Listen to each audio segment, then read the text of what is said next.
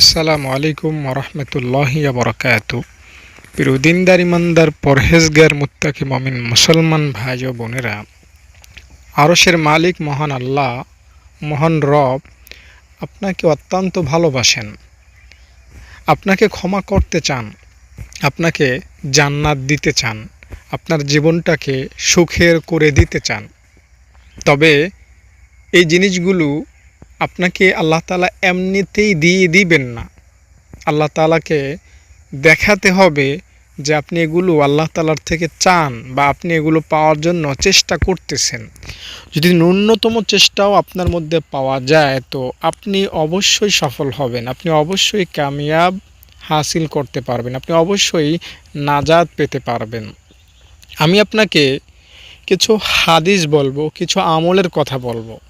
এই হাদিস বা এই আমলের উপর যদি আপনি নিজেকে চালিয়ে নিতে পারেন বা এই আমলগুলো যদি নিজের মধ্যে ধারণ করতে পারেন, তো আমি বিশ্বাস করি আল্লাহ তাআলার রহমত আপনি পাবেন, অদৃশ্য গায়েবী সাহায্য নুসরত আপনি পাবেন এবং গুনাহ থেকে মুক্ত হয়ে আল্লাহ তাআলার কাছে হাজির হতে পারবেন।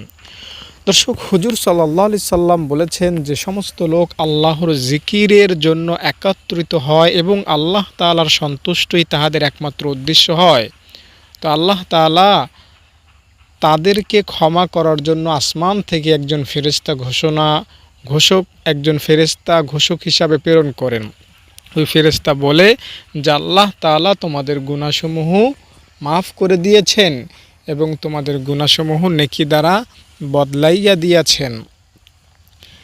আল্লাহ তাআলার কি রহমত দেখেছেন। আমরা যদি জিকিরের জন্য একত্রিত হই তাহলে আমাদের গুনাহ তো মাফ হবেই এবং আমাদের কি হবে, আমাদের গুনাহগুলো নেকি হয়ে যাবে। তাই জিকির করব। জিকির যদি করেন তাহলে আল্লাহ তাআলা সন্তুষ্টি হবে, মনের দুশ্চিন্তা দূর হবে, মনে আনন্দ আসবে, শরীর ও অন্তরে শক্তি আসবে, চেহারা ও অন্তরে নূর হবে। জিকির করলে আপনার এটা রিজিক টানিয়ে আনার কারণ হবে। আল্লাহর মহব্বতের কারণ হচ্ছে জিকির। জিকির দ্বারা মোরাকাবা নসিব হয়, জিকির দ্বারা জাহান্নাম শতহাত দূরে চলে যায়। জিকির করলে দিল জিন্দা হয়। আল্লাহ তাআলাকে স্মরণ করলে আপনি মানসিক শারীরিক সব রকমের উপকার পেয়ে যাবেন।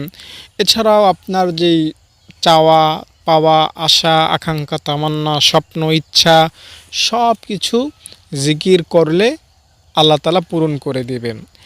একটা বিষয় হলো, একজন ব্যক্তি কান্নাকাটি করে আল্লাহ তাআলার কাছে এটা সেটা অমুক তমুকটা অনেক কিছু চায়, কিন্তু আরেকজন ব্যক্তি কোনো কিছু চায় না, শুধুমাত্র জিকির করে।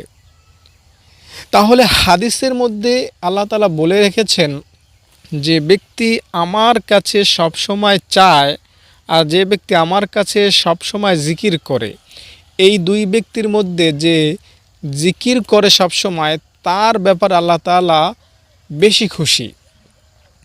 এবং হাদিসের মধ্যে বলা আছে যে ব্যক্তি সর্বদা জিকির করার কারণে আল্লাহ তাআলার কাছে মোনাজাত করার সময়ও পায় না, আল্লাহ তাআলা তাকে মোনাজাত করলে যা কিছু দিতেন বা আল্লাহ তাআলার কাছে চাইলে যা কিছু দিতেন তা সবই দিয়ে দিবেন।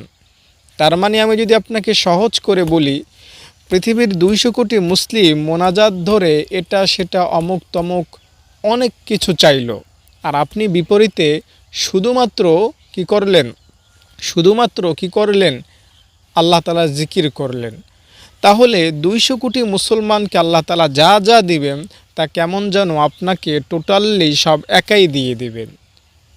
তাই আপনাকে বলছি, জিকিরের দ্বারা নিজেকে শান্ত রাখুন, নিজেকে জড়িয়ে রাখুন।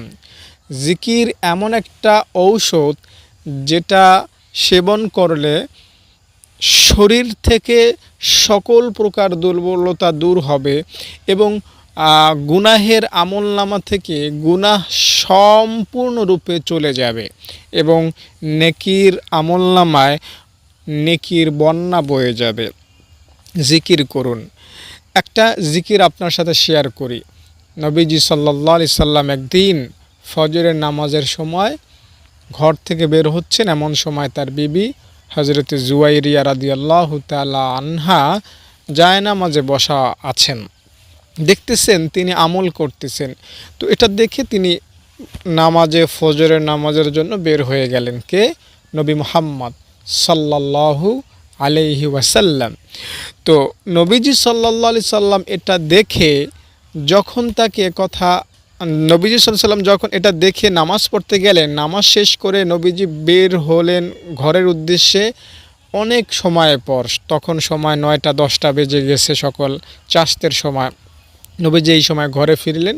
তো নবীজি ঘরে ফিরে দেখেন যে সেই জুয়াইরিয়া যেমন অবস্থায় নবীজি দেখে গিয়েছিলেন, জুয়াইরিয়া এখনও তেমনই আছেন, কোনো পরিবর্ধন নাই, আমলেই আছেন। নবীজি সাল্লাল্লাহু আলাইহি সাল্লাম বিষয়টা দেখে জিজ্ঞেস করলেন, জুয়াইরিয়া, যেভাবে দেখে গিয়েছিলাম তুমি কি সেভাবেই এখনও আছো? জুয়াইরিয়া জবাব দিলেন, হ্যাঁ ইয়া রাসূলুল্লাহ, আমি তো এখনও সেভাবেই আছি। নবীজি সাল্লাল্লাহু আলাইহি ওয়াসাল্লাম তখন বললেন যে, জুয়াইরিয়া, আমি এমন একটা দোয়া জানি, এটা যদি তুমি পড়ো তাহলে এই ফজর থেকে এই সকাল 9টা-10টা পর্যন্ত আমল করে, জিকির করে, কোরআন পড়ে, নামাজ পড়ে, মোনাজাত করে, এই করে সেই করে যা সওয়াব পেয়েছো, এই দোয়াটা 3বার পড়লে এই সব কিছুর চাইতে বেশি সওয়াব তুমি পেয়ে যাবা। দোয়াটা কি? সুবহানাল্লাহি আদাদা খালকিহি ওয়া রিজা নাফসিহি ওয়া জিনাতা আরশিহি ওয়া মিদাদা কালিমাতিহি। আবারও বলছি, সুবহানাল্লাহি আদাদা খালকিহি ওয়া রিজা নাফসিহি ওয়া জিনাতা আরশিহি ওয়া মিদাদা কালিমাতিহি। দোয়াটা আমি আবারও বলছি বিশুদ্ধভাবে, একটু লিখে রাখবেন আপনারা। সুবহানাল্লাহি আদাদা খালকিহি ওয়া রিজা নাফসিহি ওয়া জিনাত আরশিহি ওয়া মিদাদা কালিমাতিহি। আপনি আমার এই ভিডিওটা দেখতেছেন, এরপরে হয়তো অন্য কোনো ভিডিও দেখবেন, এভাবে এই সেই অনেক ভিডিও দেখবেন, কিন্তু দিন শেষে বা রাত শেষে কোনো কাজের কাজ হবে না। তাই আপনি এই যে দোয়াটা মাত্র বললাম, এই দোয়াটা আপনি লিখে রাখুন, কোট করে রাখুন। আমি মনে করি এমন কিছু দোয়া যদি আপনি কোট করে রাখতে পারেন, এই দোয়াগুলি আপনার নাজাতের কারণ হবে। আর এটা একদম সহি দোয়া। এই যে বইটা দেখতেছেন আমার সামনে, বইটার মধ্যেই দোয়াটা আছে। তাই আপনি যদি আসলেই দোয়া প্রেমিক হন, যে হ্যাঁ আমি দোয়া পড়ে আল্লাহ তাআলাকে খুশি করতে চাই বা দোয়া পড়ে আল্লাহ তাআলার থেকে কিছু পেতে চাই, তাহলে আমি বলবো এই দোয়াটা আপনার জন্য খুবই খুবই খুবই খুবই পাওয়ারফুল ভূমিকা রাখবে। আর এটা পড়লে আল্লাহ তাআলাকে আপনি অল্প সময়ের মধ্যেই বেশি খুশি করতে পারবেন। আপনি যদি দোয়াটার অর্থের দিকে খেয়াল করুন, দেখবেন এখানে আল্লাহ তাআলা বা নবীজি আমাদেরকে শিক্ষা দিয়েছেন, সুবহানাল্লাহি আদাদা খালকিহি, আমি আল্লাহ তাআলার পবিত্রতা বর্ণনা করতেছি। এখন কতটুকু, কয়বার পবিত্রতা বর্ণনা করতেছি? 1000 বার, 2000 বার, 1 কোটি বার, 10 কোটি বার? যতবারই বলবো এটা কিন্তু কমই বলা হবে, কারণ আল্লাহ তাআলা এত মহান, এত পবিত্র, এত উত্তম যে তার পবিত্রতা আপনি যতবারই করেন না কেন ঘোষণা, সেটা কমই করা হবে। এজন্য আমরা সংক্ষেপে কিভাবে বললাম যে, আল্লাহ তোমার পবিত্রতা আমি ঘোষণা করছি তোমার সৃষ্টির সমপরিমাণ। মানে পিপিলিকা যত আছে, মাছ যত আছে, গাছের পাতা যত আছে, সমুদ্রের ফেনা যত আছে, এরপরে বালিকোনা যত আছে, আকাশের তারকারাজি যত আছে, সাগরের যত মাছ আছে, যত পানি আছে, যত মাটি আছে, যত ঘাস আছে, যত ফুল আছে, যত পাখপাখালি আছে, গাছপালা, তরুলতা, গ্রহ নক্ষত্র যা কিছু আছে, তুমি যা কিছু বানিয়েছ, এই সৃষ্টির সমপরিমাণ আমি তোমার পবিত্রতা বর্ণনা করছি। তাহলে সুবহানাল্লাহি আদাদা খালকিহি এতটুকু বলার মাধ্যমে আমরা কত কিছু বলে ফেললাম, ঠিক না? এরপরে কি বলছি? ওয়া রিজা নাফসিহি ওয়া জিনাত আরশিহি ওয়া মিদাদা কালিমাতিহি। প্রত্যেকটা বাক্যই অনেক পাওয়ারফুল, অনেক মজবুত, অনেক দাপটশালী। তাই এই বাক্যগুলো আপনার শেখা উচিত, আপনার বেশি বেশি পাঠ করা উচিত। ফজরের নামাজের পরে 3বার আপনি ফজরের নামাজের পরে আপনি 3টা তাসবিহ এভাবে পড়বেন, সুবহানাল্লাহ 33 বার, আলহামদুলিল্লাহ 33 বার, আল্লাহু আকবার 34 বার। যদি এটা কন্টিনিউয়াসলি করে যেতে পারেন তাহলে কি পাবেন? আপনার গুনাহ সমুদ্রের ফেনা পরিমাণ হলেও মাফ হয়ে যাবে, 1 নাম্বার। 2 নাম্বার, আপনি হজ ওমরা কোরবানি করার সওয়াব পেয়ে যাবেন, বুঝতে পেরেছেন? 3 নাম্বার, আপনি 100 গোলাম আজাদ করার মতো সওয়াব পেয়ে যাবেন যদি 100 বার করে এই 3টা তাসবিহ পড়তে পারেন। আর 4 নাম্বার, এগুলো পাঠ করলে আপনি হয়তো দুনিয়া থেকে 10 দিন, 20 দিন, 1 মাস, 2 মাস, 2 বছর, 5, 10, 20 বছর পর থাকবেন না, চলে যাবেন, ঠিক না? কিন্তু এগুলো থেকে যাবে। আপনি সুবহানাল্লাহ আলহামদুলিল্লাহ যদি এখন আমার সাথে পড়েন, ভিডিওটা শেষ করে বা এখনই পড়তে থাকেন, তাহলে এগুলো সরাসরি আরশে আজিমে গিয়ে আপনার নাম উচ্চারণ করতে থাকবে এবং হয়তো বা ইনশাআল্লাহ এগুলো কাল কিয়ামত পর্যন্ত, মানে আপনি কবরে হয়তো শুয়ে থাকবেন, অনেকের লাশও হয়তো গলে যাবে। তো আমরা কবরে গিয়ে শেষ হয়ে যাব, আমরা পচে গলে শেষ হয়ে যাব, একটা সময় আমাদের নাম নেওয়ার মতো কেউ থাকবে না দুনিয়ায়। কিন্তু আমরা যদি এই বাক্যগুলো পড়ি, এগুলো কিন্তু আর শেষ হবে না, এগুলো আমাদের নাম নিতেই থাকবে, এগুলো আল্লাহ তাআলা আরশে আজিমে গিয়ে আমাদের নাম নিতে থাকে। তো আল্লাহ তাআলা বলেন যে আমার আরশের পাশে আমার নাম না নিয়ে কার নাম নিচ্ছ তোমরা? তোমরা কারা? তোমাদের পরিচয় কি? তখন সুবহানাল্লাহ আলহামদুলিল্লাহ আল্লাহু আকবার এগুলো বলে যে আল্লাহ, তোমার ওই বান্দা আমাদেরকে পাঠ করেছে, তাই তোমার কাছে আমরা জানাচ্ছি, তার নাম স্মরণ করছি, যাতে তুমি তাকে মাফ করো, যাতে তুমি তার আযাব মাফ করো, যাতে তুমি তাকে শান্তি দান করো, যাতে তুমি তাকে জান্নাত দান করো। এভাবে আপনার নাম উচ্চারণ করতেই থাকবে, আপনার নাম উচ্চারিত হতেই থাকবে, আপনার নাম উচ্চারিত হতেই থাকবে, হতেই থাকবে, হতেই থাকবে। তাই কি করবেন? অবশ্যই আমল করবেন, অবশ্যই আমল করবেন। আমলেই নাজাত, আমলেই নাজাত। আমল করার মাধ্যমেই আপনি সফল হতে পারবেন, আপনি কামিয়াবি হাসিল করতে পারবেন, আপনি অনেক বেশি সুখী হতে পারবেন। যদি আপনি আমল না করেন আপনি সফল হবেন না, যদি আমি আমল করি আমি সফল হব। তো এখন আর একটা প্রশ্ন হলো, হুজুর আসলে এমন কোনো সঠিক, সহি এবং ছোট আমল আছে কি যেটা করলে সব কিছু পাওয়া যায় বা যেটার মধ্যে সব কিছু আছে? আমি এমন একটা আমল আপনাকে বলে দিচ্ছি। দেখুন, যদি এমন হতো যে আমলটা করা সহজ কিন্তু পাওয়া যাবে অনেক কিছু, যেমন অনেক কিছু বলতে আমি বোঝাচ্ছি দুনিয়ায় টাকা পয়সা, ধন, গাড়ি, সম্পদ, বাড়ি, এরপরে পরকালে কবর আযাব থেকে মুক্তি, জান্নাত প্রাপ্তি, জাহান্নাম থেকে নাজাত, এগুলো সব কিছুই পাওয়া যাবে। কিন্তু আমল খুবই নিতান্তই ছোট। যদি এমন কোনো আমল আমরা করতে পারি বা আমরা জানতে পারি তাহলে এটা কেমন হয়? আমি আপনাকে বোঝাতে পারিনি, আমি আবারও বলছি।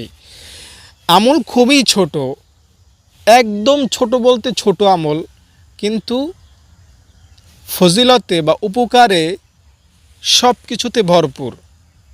যেমন সুখ, শান্তি, টাকা পয়সা, জান্নাত, কবর আযাব থেকে মুক্তি, আল্লাহ তাআলার রহমত, আল্লাহ তাআলার সন্তুষ্টি, টোটাল সব কিছু পাওয়া যাবে। তো এমন আমল একটা যদি আমরা পাই তাহলে অনেক ভালো হয় না? তো এমন আমল মূলত হযরতে মূসা আলাইহিস সালাম আল্লাহ তাআলার কাছ থেকে চাইছিলেন যে আল্লাহ, এমন একটা আমল আমাকে দিবা যেটা আমি ছাড়া দুনিয়ার কেউ জানবে না, আমি তোমাকে ওই আমলটার মাধ্যমে স্মরণ করব, ওই আমলটা আমাকে স্পেশালভাবে দাও, যেই আমলটা তোমার কাছে সবচাইতে প্রিয়, যে আমলটার চাইতে প্রিয় আমল আর নাই নাই নাই নাই নাই। মুসা নবী আল্লাহ তাআলাকে কেমন যেন বোঝাতে চাইলেন, আল্লাহ আমি এমন একটা ছোট, পাওয়ারফুল, দামি, তাৎপর্যপূর্ণ এবং খুবই মারাত্মক শক্তিশালী আমল চাই, যেটা আমি করলে তুমি ভীষণ খুশি হয়ে যাবা, যেই আমলটা করলে তোমাকে আমি সবার চাইতে বেশি খুশি করাতে পারবো। এমন একটা আমল আমি চাই, এমন একটা আমল আমাকে শিখাও, আমাকে দাও। এই কথা যখন মূসা আলাইহিস সালাম আল্লাহকে বললেন, আল্লাহ বললেন সরাসরি, মূসা তুমি বলো লা ইলাহা ইল্লাল্লাহ। মূসা নবী সাথে সাথে বলে উঠলেন, আল্লাহ আমি তো এটা চাই নাই, আমি তো এটা আগেই পারতাম, আমি তো এটা তোমার কাছ থেকে চাই নাই, আমি তোমাকে বোঝাতে পারি নাই আল্লাহ। আমি বলতে চাচ্ছি যে আল্লাহ ছোট আমল, আল্লাহ এমন আমল চাই যেটা আমি জানবো বা যেটা করলে তুমি সবচাইতে বেশি খুশি হবা। আল্লাহ মুসা নবীকে আবারও জানায় দিলেন, মুসা বলো লা ইলাহা ইল্লাল্লাহ। মুসানবী বারবার মুসানবী তো আল্লাহ তাআলার সাথে অনেক কথা বলতেন, এটা আমরা জানি, ঠিক না? দিন নাই, রাত নাই, সকাল নাই, দুপুর নাই, বিকাল নাই। আমরা যেরকম মোবাইলে কথা বলে যে কোনো সময় ফোন দিতে পারি, উনিও সরাসরি আল্লাহ তাআলার সাথে অনেকটা মোবাইলের মতোই মনে করতে পারেন, যে কোনো সময় আল্লাহ তাআলাকে ডাক দিতে পারতেন, আল্লাহ তাআলার সাথে কথা বলতে পারতেন। তাই আল্লাহ তাআলার সাথে তার আলাদা একটা বাহানাও ছিল, আলাদা একটা ভাবও ছিল। তাই তিনি আল্লাহ তাআলাকে এটা পর্যন্ত বলার সাহস পেয়েছেন যে আল্লাহ, আমি আর কথা বলে শান্তি পাচ্ছি না, এখন আমি তোমাকে সরাসরি আমি চোখ দ্বারা দেখতে চাই। আর আমরা জানি মানুষের পক্ষে আল্লাহ তাআলাকে দেখা কোনোভাবেই সম্ভব না। তবে আমাদের নবীর কথা ভিন্ন, আমাদের নবী আল্লাহ তাআলাকে সরাসরি নিজের চোখ মোবারক দ্বারা দেখেছেন। আর মুসা নবী তো আমাদের নবীর ধারের কাছেও থাকার কথা না। তো আল্লাহ তাআলার কাছে তিনি দাবি জানাচ্ছেন যে আল্লাহ, আমি তোমাকে দেখতে চাই। তো মুসা নবী আল্লাহ তাআলার সাথে একটা আলাদা কথা বলার শক্তি রাখতেন, বা আলাদা একটা পাওয়ার আল্লাহ তাআলা তাকে দিয়েছিলেন। তাই তিনি বারবার আল্লাহ তাআলাকে বলতেছিলেন, আল্লাহ আমাকে স্পেশাল কিছু দাও, আলাদা কিছু দাও, ভিআইপি কিছু দাও, শক্তিশালী কিছু দাও। আর আল্লাহ তাআলা বারবার তাকে বোঝাচ্ছেন যে মুসা, এর চাইতে দামি কিছু নাই। মুসা, লা ইলাহা ইল্লাল্লাহর চাইতে দামি আমার আদালতে কিছু নাই। মুসা, লা ইলাহা ইল্লাল্লাহর চাইতে আমার কাছে দামি, প্রিয়, শক্তিশালী আর কিচ্ছু নাই। তাই আমার কাছে যদি তুমি প্রিয় হতেই চাও, আমার কাছে তুমি যদি দামি হতেই চাও, বলো লা ইলাহা ইল্লাল্লাহ, লা ইলাহা ইল্লাল্লাহ। তাই আমি যেটা আপনাকে বোঝাতে চাচ্ছি সেটা হলো, আপনি যদি সহজ আমল করে বেশি কিছু প্রাপ্তি লাভ করতে চান, বলুন লা ইলাহা ইল্লাল্লাহ, লা ইলাহা ইল্লাল্লাহ। মুসা নবীর এই হাদিসটি আছে নাসাই শরীফে, এছাড়াও আছে ইবনে হিব্বানে, আর অনেক হাদিস গ্রন্থে আছে। তাই যারা এই ভিডিওটা কষ্ট করে শেষ পর্যন্ত দেখলেন, তাদেরকে অনুরোধ জানাবো, আমল করুন, নাজাত পাবেন। আমল করবেন না, নাজাত পাবেন না। আর একটা অনুরোধ জানাবো, আপনারা তো আমার মাদ্রাসার কথা ইদানিং ভুলেই যাচ্ছেন। অবশ্যই আমাকে ফোন দেন। আমি আপনাদের দানের উপর ভরসা করে আমি ছাত্রীদেরকে সম্পূর্ণ ফ্রি করে দিয়েছি। তাই আমাদের মাদ্রাসা সম্পর্কে একটু জানার জন্য হলেও আমাকে ফোন দেন। দান করেন বা না করেন সেটা ভিন্ন কথা, আমাকে একটু ফোন দেন, মাদ্রাসা সম্পর্কে একটু জানার চেষ্টা করেন। এটা আপনার কাছে আমার অত্যন্ত এবং বিনয়ের সহিত একটা দাবি। দর্শক, আপনারা অতীতে দান করেছেন বিকাশে, ব্যাংকে, কিছু মাদ্রাসার ফান্ডও হয়েছিল, সেই ফান্ডের উপর ভরসা করে, কিন্তু আমি টোটালি ফ্রি করে দিয়েছি।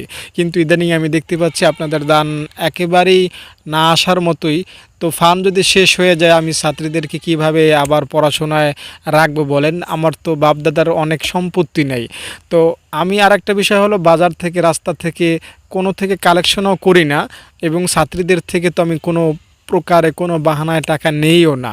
তাই যারা দানশীল আছেন, অবশ্যই আমাকে একবার ফোন দিবেন, অবশ্যই আমাকে একটা ফোন দিবেন। আপনার দান ইনশাল্লাহ আমি ভালো জায়গায় ব্যবহার করতে পারবো। ভালো থাকেন, নিরাপদে থাকেন। আসসালামু আলাইকুম।